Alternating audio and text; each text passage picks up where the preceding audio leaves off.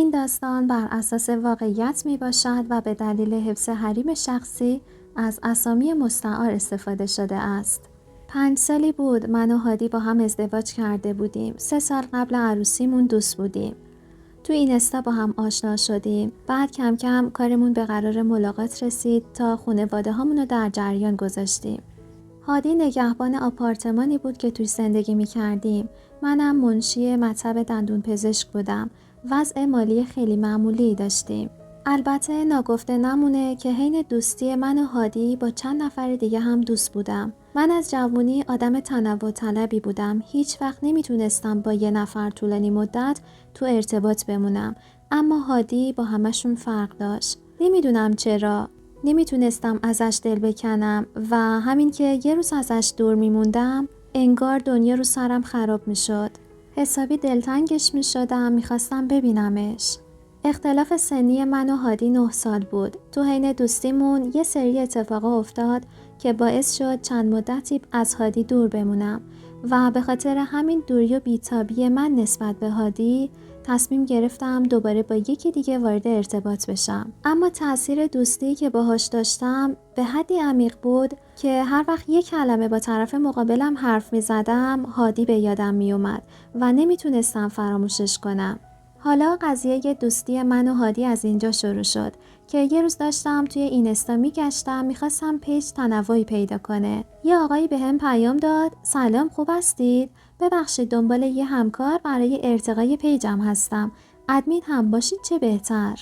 منم با وجود اینکه اون موقع شدید دختر شیطونی بودم و خیلی هم به پول احتیاج داشتم پیشنهادش رو قبول کردم. کم کم پیجش رو ارتقا دادم. اون موقع پیجش مربوط به شرکتی بود که هادی داشت داخلش کار میکرد و ازش خواسته بودن تا بتونه سفر رو گسترش بده تا فروش مجازیشون بالا بره. در کنارش هادی برای خودشم ازش داشت کسب درآمد میکرد. ماهیانه هم به من مبلغ پولی میداد با وجود اینکه ناچیز بود چون از سود خودش بهم میداد. ولی خب انگیزه‌ای بود واسم تا بیشتر کار کنم و پیجش رو شدید بالا برده بودم. همین پیج بهانه شد من و هادی شمارمون رو با هم رد و بدل کردیم. کم کم با هم آشنا و دوست شدیم. من تا 1 سال هیچ اطلاعاتی جز شغل هادی، اسمش و سنش چیزی ازش نمیدونستم. کم کم وابسته هم شدیم. بعد چند جلسه تماس تصویری و تلفنی یه روز قرار شد با هم ملاقات داشته باشیم. هادی از مشهد اومد شهرمون تبریز و من مخفیانه با هر بهونه‌ای که بود از خونه زدم بیرون. ناگفته نمونه که تک دختر بودم و 3 تا برادر داشتم که روم حسابی حساس بودن و حواسشون به من بود. با هم تو پارک شهر قرار گذاشتیم. من صبحش لباسامو پوشیدم اما تو تاکسی یکم آرایش کردم تا خانواده از قضیه بویی نبره. نیم ساعته رسیدم که هادیو از دور دیدم. واقعا با چیزی که پشت گوشی دیده بودم خیلی فرق داشت و شدید خوشتیپ و قیافه متشخصی داشت. رفتم جلو، منو که دید دستشو دراز کرد و با هم دست دادیم. با هم رو نیمکت نشستیم، کلی حرف زدیم که هادی بهم گفت: بیتا، حالا که تصمیممون جدیه یه سری چیزا از گذشته من هست که حقته بدونی. میدونم که اگه نگم بازم تو نمیفهمی، ولی خب دوست ندارم حرف مخفی بینمون باشه. خیر باشه هادی، بگو. راستش علت این که من تا الان ازدواج نکردم و مجرد موندم دلیلش یه چیزه. بهش گفتم چی؟ من وقتی 19 سالم بود، چون از بچگی همش تو گوشم میخوندن که دختر عمو افسانه واسه من هست، نسبت بهش حس پیدا کردم. افسانه هم همینطور. چند باری ازش پرسیدم، اونم همیشه میگفت که دوستم داره و حاضر با هم ازدواج کنه. یه روز خونه بودم، مامانم خبر نامزدی افسانه رو بهم داد. خیلی به هم ریختم، خواستم برم خونه تا فراریش بدم، اما مامانم منو به جونش قسم داد که کاری نکنم. تصمیم گرفتم برای هرس دادنش برم نامزد کنم و دقیقاً عروسیمو بندازم روز عروسیش. برای همین مامانمو فرستادم تا دختر داییمو واسم نشون کنه. همینجوری با تعجب داشتم به حرفای هادی گوش میدادم که ادامه داد. 2 ماهی از نامزدی میگذشت. یه روز اتفاقی افسانه رو تو کوچه دیدم. نخواستم برم جلو باهاش حرف بزنم، یعنی غرورم اجازه نمیداد. اما افسانه بهم التماس کرد که برم خونه‌شون که کسی نیست و حرف داره باهام. منم به اجبار قبول کردم چون نمیخواستم کسی ما رو با هم ببینه. به خاطر اینکه همه از جریانمون خبردار بودن و واسمون داستان میشد. خلاصه رفتیم داخل. افسانه زد زیر گریه. از ناراحتی رفتم ازش پرسیدم چی شده افسانه؟ چرا اینجوری میکنی؟ کسی بهت چیزی گفته؟ هادی، بابام از وقتی فهمیده دلم پیشت گیره از لجش منو به آرش داده. من دوستش ندارم، دلم پیش توه. چجور میتونم تو رو کنار یکی دیگه ببینم؟ مگه میتونم تحمل کنم؟ یکم دلداریش دادم و بهش گفتم یه جوری حلش میکنم. بعد از کمی حرف زدن نفهمیدم چطور شد که من و افسانه به هم نزدیک شدیم. دروغ چرا بگم؟ اون لحظه بهترین لحظه عمرم بود. اما زیاد طول نکشید و مادرش اومد و همه چی رو فهمید. واسم آبرو نذاشت. تو محل به همه گفته بود که دامن دخترش رو لکه‌دار کردم و باید بگیرمش. منم دیگه از اون موقع با هیچ کدوم جز پدر و مادرم ارتباط نگرفتم. یه دونه خواهر دارم، اونم آمریکا ازدواج کرده. خلاصه اینا رو الان بهت گفتم چون فهمیدم ارتباطمون جدی شده و نخواستم مبادا روزی بهت بگم که عشق جلوی چشتو بگیره. تعجب زده زبونم لال شد. نتونستم هیچی به هادی بگم. خبر نداشت که چقدر دیر اینا رو بهم گفته. من که یه دختر تنوع طلب بودم الان جز اون کسی رو نمیخواستم. چشام مشکی شد و بهش گفتم هادی حق نداشتی اینا رو الان بهم بگی. ببین بیتا، به خدا نمیخواستم ناراحتت کنم. دیدم داریم وارد مرحله جدیدی میشیم. میخواستم در جریان بذارمت که تصمیم گیری واسط راحت باشه. بدون هیچ حرفی از اونجا پا شدم و رفتم خونه. یه هفته کارم شبا گریه بود و روز تا جایی که میتونستم خودم رو از مامانم اینا قایم میکردم. هادی هی پشت سر هم به هم پیام میداد که سعی میکرد توجیهم کنه. منم که توی دوره بعدی قرار گرفته بودم. بعد که هادی دید ازم خبری نیست و جوابی نمیدم دیگه پیام نداد. همین بدتر حالمو داغون کرده بود تا یه ماه اصلاً ازش خبری نشد. دیگه تصمیم جدی گرفتم که گذشته ی آدما هرچی هم باشه تموم شده. به هادی پیام دادم، به توافق رسیدیم. همین که رضایتمو دید انگار دنیا رو بهش داده بودن. خلاصه 3 سال بعدش با هم ازدواج کردیم و یه آپارتمان نقلی گرفتیم. هادی همونجا نگهبان شد، منم تو مطب دندون پزشکی منشی شدم. تقریبا تصمیم گرفتیم 7 سال اول زندگیمون رو بچه دار نشیم و همش خوش بگذرونیم. هادی 27 سالش بود و من 18 سال که رفتیم سر خونه و زندگیمون. الان تقریبا 6 سالی از ازدواجمون میگذره. یه روز صبح هادی اومد بهم گفت بیتا یه خبر بد دارم. خبر بد رو اینجوری میدن هادی؟ اینجوری که تو گفتی بدون اینکه بشنوم سکته رو رد میکنم. نه دیگه در اون حد نیست که سکته کنی، ولی اگه بشنوی میافتی دنبالم. شوخیت گرفته؟ چرا باید این کارو کنم؟ وا راستش بابام زنگ زد. خب کجاش بده؟ بذار بگم. بعد بابام زنگ زد گفت که عموم حالش خیلی بده. قراره بیان تهران عمل کنه. میخواد اینجا تو همین آپارتمان براش خونه اجاره کنم. حواسمون بهش باشه. آخه هیچ پسری نداره. گفتم خب این کجاش بده؟ اجاره کن دیگه، چه اشکالی داره؟ آخه اون و افسانه با هم تنها میان. خب بیان هادی، مگه تو هنوزم دلت پیش افسانه گیره؟ چرت نگو بیتا، بلایی که اون سرم آورد برای 7 پشتم کافی بود. بعد تو میگی دلت پیشش گیره؟ خب پس چرا نگرانی؟ خب نمیخوام ناراحتت کنم، قبول کردم. هادی یه خونه روبروی واحد ما براش اجاره کرد. قرار شد افسانه یه روز زودتر بیاد اتاقا رو مرتب کنه. باباشم بعد عمل بیارن خونه‌ای که هادی اجاره گرفته بود. روز عملش شد و منم از هادی خواستم که نهار رو بیان خونه بعدش برن. بعد عمل دوتاشون اومدن خونه، نهار خوردن. با افسانه سلام علیک کردم. واقعا هادی حق داشت توی نوجوانیش دوستش داشته باشه. این دختر از زیبایی چیزی کم نداشت. دختری قد بلند با چشای آبی و شدیداً سفید پوست بود. انگار پوستش از کاغذ بود، اما همش با حسرت نگاه میکرد. گاهی اوقات حسادت رو از چهرش میدیدم. بهش حق میدادم. منم جاش بودم حسودیم میشد. منم همش خودمو به هادی نزدیک میکردم و بیشتر جلوی اون تحویلش میگرفتم. خلاصه بعد نهار تصمیم گرفتن برن خونه‌ای که هادی براشون اجاره کرده بود تا استراحت کنن. هر از گاهی با هادی بهشون سر میزدیم. صبح تا عصر من میرفتم سر کار، شبا برمیگشتم خونه. گاهی اوقات اگه غذای چیزی هم بود واسهشون میبردم. یه روز که از سر کار برگشتم خونه، هادی و پریشون دیدم که از واحدشون اومد بیرون. بهش گفتم خیر باشه هادی، چرا انقدر پریشونی؟ نکنه واسه عموت اتفاقی افتاده؟ نه، یکم فشارش پایین بود. افسانه ترسیده بود، فکر کرده بود واسش اتفاقی افتاده. رفتم یکم دارو بهش دادم، فشارشو گرفتم، حالش اوکی شد، اومدم.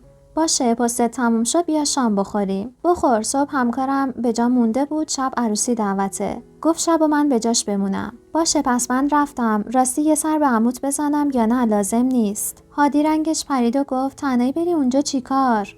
گفتم که بهت تازه از اونجا اومدم، بذار فردا که اومدم خونه با هم میریم. گفتم باشه، حالا چرا عصبانی میشی؟ رفتم خونه، دوش گرفتم، شاممو خوردم و خوابیدم. تقریباً 1 ماهی میشد که عموی هادی اونجا بود. انگاری قصد رفتن نداشتن. ارتباط من و هادی هر روز سرتر میشد، به طوری که وقتی که من خونه بودم میرفت سر کار و همکارش رو بهونه کرده بود.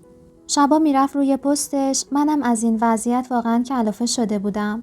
همش دنبال بهونه‌ای بودم هادی رو از اون حس و حال بیرون بکشم. نمیدونم چرا، ولی همش دلم میگفت که هادی به خاطر افسانه هست که اینجور شده. یه روز دمدمای غروب بود که برگشتم خونه. یکم کارم زود تموم شده بود. گفتم بهونه‌ای هست تا هادی شیفتش شروع نشده یکم با هم باشیم. چون خیلی وقت بود که اصلاً هم و آنچنان ندیده بودیم. همین که رسیدم خونه، به هوای این که هادی خوابیده یواش رفتم داخل، اما از چیزی که جلوی چشمم بود نفهمیدم چطور راه رفته رو برگشتم. هادی و افسانه رو با هم دیدم، اما اصلاً متوجه حضورم نشده بودن. حدود 2 ساعت فقط توی خیابون قدم میزدم و اشک میریختم.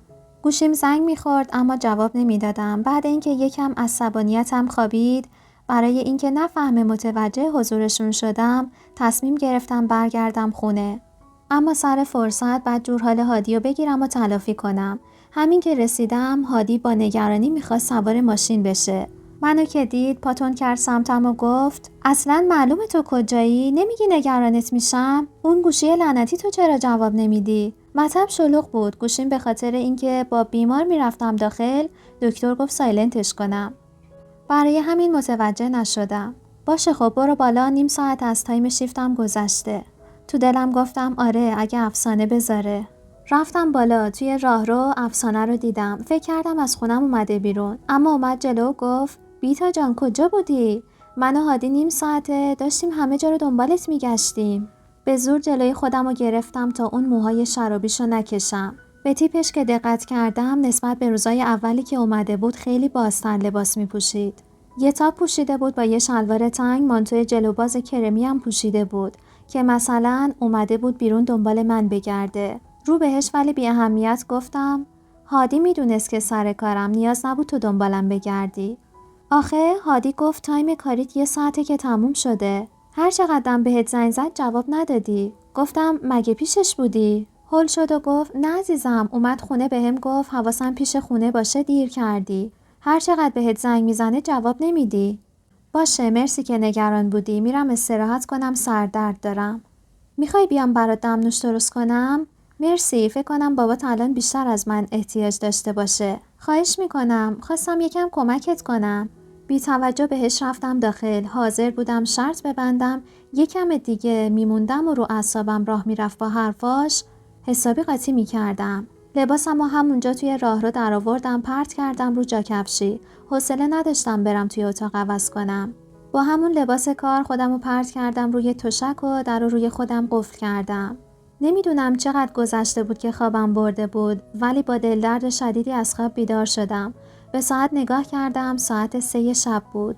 وای خدایا، من تا 3 خوابیدم. شامم نخوردم، پا شدم یخچالو زیر و رو کردم. خوب شد قرمه سبزی نهار یکم مونده بود.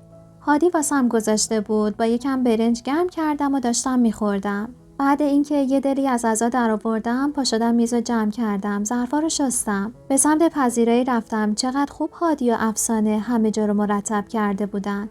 انگار نه انگار غروب اینجا کسی بوده.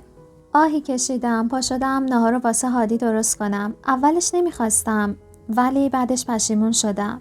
چون از طرفی میخواستم تلافی کنم و از طرف دیگه بازم 1000 تا حرف درست میکرد، منم خام حرفاش میشدم. بعد اینکه خونه رو عین دسته گل کردم، دلمه رو پیچیدم گذاشتم رو گاز. هادی که اومد بذاره بپزه. چایی واسه خودم ریختم و خوردم. نزدیک تایم رفتنم به سر کار بود، باید کم کم حاضر میشدم. از حرص مانتو قرمز کوتاهمو پوشیدم، یه آرایش غلیظ کردم و رفتم بیرون. خواستم درو قفل کنم که هادی اومد بالا. سلام بیتا، صبحت بخیر باشه. میموندی صبحونه رو با هم میخوردیم بعد میرفتی. سلام، مرسی عزیزم، صبح تو هم بخیر باشه. دیرم شده هادی، باید ببینمت. باشه، میتونی شب و زودتر بیای؟ اما حالش بهتر شده، با هم بریم بیرون شام بخوریم. نمیدونم، بهت خبر میدم. راستی ساعت 11:30 یادت نره دلمه رو بذار روی گاز. باشه. راستی امروز چرا اینجوری پوشیدی؟ خبریه؟ هادی چه خبری میتونه باشه؟ نمیتونم یه روز برای دل خودم لباس بپوشم؟ نه عزیزم، من که چیزی نگفتم، هر جور دوست داری بپوش. فعلا برم یکم بخوابم. باشه، خدافظ. دلمه ها یادت نره.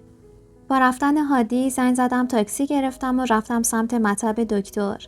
به محض رسیدن حساب کردم و پیاده شدم. مطب خلوت بود، خانم دکترم هنوز نیومده بود. قرار بود 1 ساعت دیگه که از بیمارستان کارش تموم شد بیاد.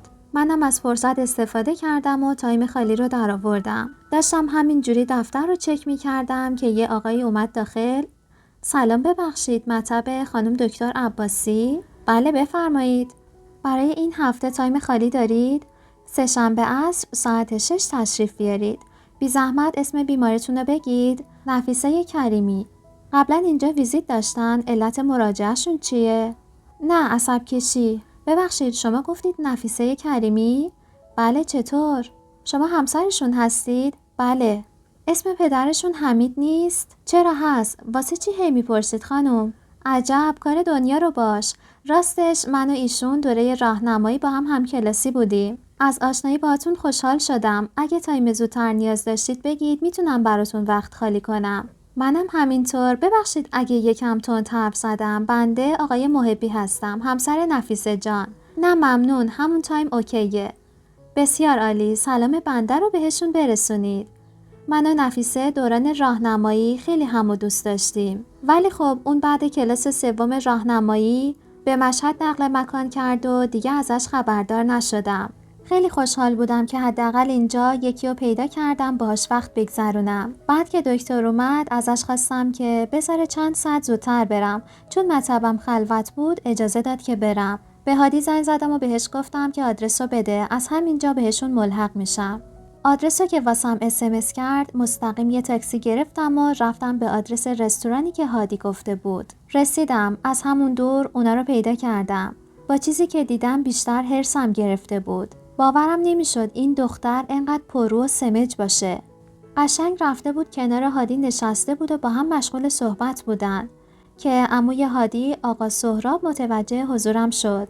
از وقتی اومده بودن باباش بعد عمل خیلی حالش بهتر شده بود و تقریباً 1 ماهی میشد که از اومدنشون میگذشت. تو این چند ماه میونه هادی و افسانه هم خیلی بهتر شده بود. اینو از رفتار هادی باهاش میفهمیدم و سردیش با خودم. چند باری هم همسایه ها رفت اومد افسانه به خونم و موقعی که نبودم و هادی تنها بود و بهم گفته بودن. اما خب مگه مدرکی داشتم که یقه هادی رو بگیرم؟ بعد اینکه آقا سهراب بهم اشاره کرد و پا شد، رفتم سمتش سلام کردم. سلام دخترم، خیلی خوش اومدی.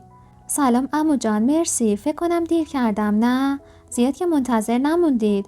نه عزیزم. که هادی بهم گفت نه عزیزم، ما هم 10 دقیقه‌ای میشه رسیدیم. با اجازت از طرف تو هم سفارش دادیم. گفتم مشکلی نیست هادی جان، تو هم که از علایقم خبر داری، دیگه نیاز به پرسیدن نیست. این حرف از حرص افسانه زدم. قشنگ ناراحتی رو تو چهرش دیدم. مانتوی جلوباز توسی پوشیده بود که خیلی به صورت و رنگ پوستش می اومد. واقعا خوشگل‌ترش کرده بود. البته آرایش غلیظش کم تأثیر نداشت توی خوشگلیش. غذا که اومد مشغول خوردن شدیم. هادی اون شب و به خاطرشون مرخصی گرفته بود و نرفته بود سر کار. به افسانه گفتم افسانه چرا تا حالا شوهر نکردی؟ دیگه سنت از 30 گذشته، تا کی میخوای تنها بمونی؟ راستش عزیزم مجردی خیلی بهتره. از طرفی هم بابام تنهاست، فقط منو داره، من نباشم کی مراقبش باشه؟ خب اونم ببر پیش خودت، چی میشه مگه؟ عزیزم مرد جماعت مگه قبول میکنه؟ اگه هم قبول کنه مگه پدرم خونشو ول میکنه؟ خواستم بگم تو این 1 ماه چطوری ول کرده، با وجود اینکه بهبود پیدا کرده حرف از رفتن نمیزنه، اما گفتم به نظر من مجردیم تا یه سنی خوبه. که افسانه گفت ببینیم قسمت چی میشه. راستی حال عمو هم خوب شده؟ رفتی دکتر یا نه؟ آره خدا رو شکر، نه دیگه. دکترها گفتن نیاز نیست واسه معاینه بیاد، حالش خوبه. آهان پس کی میرید شهرتون؟ که هادی گفت بیتا چقدر زود از مهمونه خسته شدی. عمو اینا تا هر وقت بخوان قدمشون رو چشم ما هست. که عمو سهراب گفت نه دیگه پسرم، بیتا حق داره، زیاد موندیم. گفتم منظوری نداشتم عمو جان. گفتم اگه بخواین بمونید تمدید کنیم، مهلتتون تموم شده، واسم پیامک اومده از سمت صابخونه. که هادی گفت یه ماه دیگه تمدید کن، عمو و افسانه تنها تو شهرستان نمیتونم بذارم تنهایی اونجا زندگی کنن. با حرص به هادی نگاه کردم، واقعا باید چاره‌ای میاندیشیدم، وگرنه باید تباهی زندگیمو با چشمام میدیدم. بعد اون شب تقریبا افسانه و باباشم تو اون واحد موندنی شدن. یه روز که تو مطب بودیم خانم دکتر بهم گفت که به خاطر اینکه این ماه میره مسافرت خارج از کشور، برای من و هادی هم سفر کیش در نظر گرفته و هر وقت بخوایم بهش اطلاع بدیم تا برامون هتل رزرو کنه و بلیط بگیره. اون روز زودتر رفتم خونه و با هادی در جریان گذاشتم. خیلی خوشحال شد. گفت میگم بیتا نظرت چیه عمو اینا رو هم با خودمون ببریم؟ گفتم هادی تو چت شده؟ از وقتی اینا اومدن ارتباطمون با هم خیلی سرد شده. میخوام دوتاییمون تنها بریم، اصلا 2 سالی میشه که با هم تنهایی مسافرت نرفتیم. آره راست میگی، خیلی زندگی یک نواختی داریم. برای آخر این هفته اوکی کن بریم. به خانم دکتر زنگ زدم و گفت که بلیط ما واسه روز یکشنبه حاضر هست و پرواز داریم. رفتم چمدونا رو حاضر کردم، هرچی لازم بود داخلشون انداختم. یه دونه برای خودم بود، یه دونه هم واسه هادی. توی مدتی که خونه نبودم هادی و افسانه می اومدن خونه. تصمیم گرفته بودم ازشون فیلم بگیرم و بعدش محضر برم و جداشم. فلش رو از روی لپتاپ برداشتم و مخفیش کردم. بعد پشیمون شدم، خواستم یه جوری از هادی تلافی بگیرم که تا عمر داره دیگه به پشت کردن به من فکر نکنه. داشتم حاضر می شدم که یهو افسانه در رو زد و اومد داخل. سلام بیتا جان، خوبی؟ سلام مرسی. میگم بیتا شام درست کردم، تو و هادی شام بیاید خونه ما. نمیخواد مرسی، کار دارم. جایی میری؟ داخل چمدون بستی؟ با اجازت میخوام با شوهرم برم مسافرت، نکنه تو هم میخوای بیای؟ آها خوش بگذره، کاش زودتر میگفتی، منم بلیط میگرفتم و باهاتون میومدم. ببین زنی که ای افریته، فکر کردی من از نقشت خبر ندارم؟ نمیدونم وقتی نیستم میای خونم واسه شوهرم اشوه گری میکنی؟ ولی تو خواب ببینی اجازه بدم زندگیمو نابود کنی. بیتا تو چت شده؟ اینا رو از کجا در آوردی؟ خنده عصبی کردم و بهش گفتم یه دقیقه واستا. رفتم لپتاپمو آوردم و فلشمو از اتاقم آوردم زدم به لپتاپ. یکی از فیلم‌ها رو واسش پلی کردم. یعنی قشنگ رنگ از صورتش پریده بود. فکر کردم الان سکته کنه. سری لپتاپو بستم و فلشو در آوردم. زد زیر گریه. بیتا تو رو خدا اینو به کسی نگو، باور کن اینجور که فکر میکنی نیست. من از همه چی خبر دارم افسانه. الانم گورتو گم کن وگرنه آبرو واسط نمیذارم. آهان راستی اینم یادم رفت بهت بگم، مبادا به هادی بگی که من در جریانم وگرنه بقیه‌اش دست من نیست. باشه هرچی تو بگی، فقط به بابام نگو، تو رو خدا. اون منو ول میکنه. اصلا اگه بخوای همین فردا از اینجا میرم. چه بهتر، تا قبل اینکه از سفر برگردم بساطتو باید از اینجا جمع کرده باشی و رفته باشی. به هر بهونه‌ای که شد بالاخره تونستم حرصمو به افسانه خالی کنم و اونو از زندگیم دور کنم. قرار شد یه هفته بعد از اینکه ما رفتیم به شهرشون برگردن و دیگه اینجا آفتابی نشن. روز رفتن شد و من و هادی با هر ذوقی که بود آماده شدیم برای رفتن. محض احتیاط فلشم با خودم بردم چون هنوز نقشه ها داشتم واسش. بعد اینکه رسیدیم کلید اتاقا رو گرفتیم، رفتیم یکم استراحت کردیم. 2 روزی بود به هر جایی که توی کیش به ذهنمون میرسید سرک میکشیدیم. یه روز که لب ساحل بودیم و خیلی هم خلوت بود، فرصت استفاده کردم و با هادی حرف زدم. میگم هادی تا هم به خلأ بینمون پی بردی؟ انگار یه چیزی کم داریم، نمیدونم چرا با هم سرد شدیم. خلا نه، ولی آره مثل اوایل نیستیم. هادی من از همه چی بین تو و افسانه خبردار شدم. هادی رنگش پرید، یهو برگشت با تعجب گفت چی؟ گفتم من از ارتباط تو و افسانه خبر دارم. گفت چی میگی تو بیتا؟ چه ارتباطی؟ چرا بهم انگ میبندی؟ چه انگی هادی؟ میگم فهمیدم. فهمیدی یا به زبون دیگه بگم؟ بیتا به خدا خواب دیدی؟ آخه چطور باشم بهت پشت کنم؟ عصبی داد زدم. بازم داری بهم دروغ میگی، بازم داری انکار میکنی. من به خاطر تو به همه خانوادم پشت کردم، ولی تو بازم داری بهم دروغ میگی.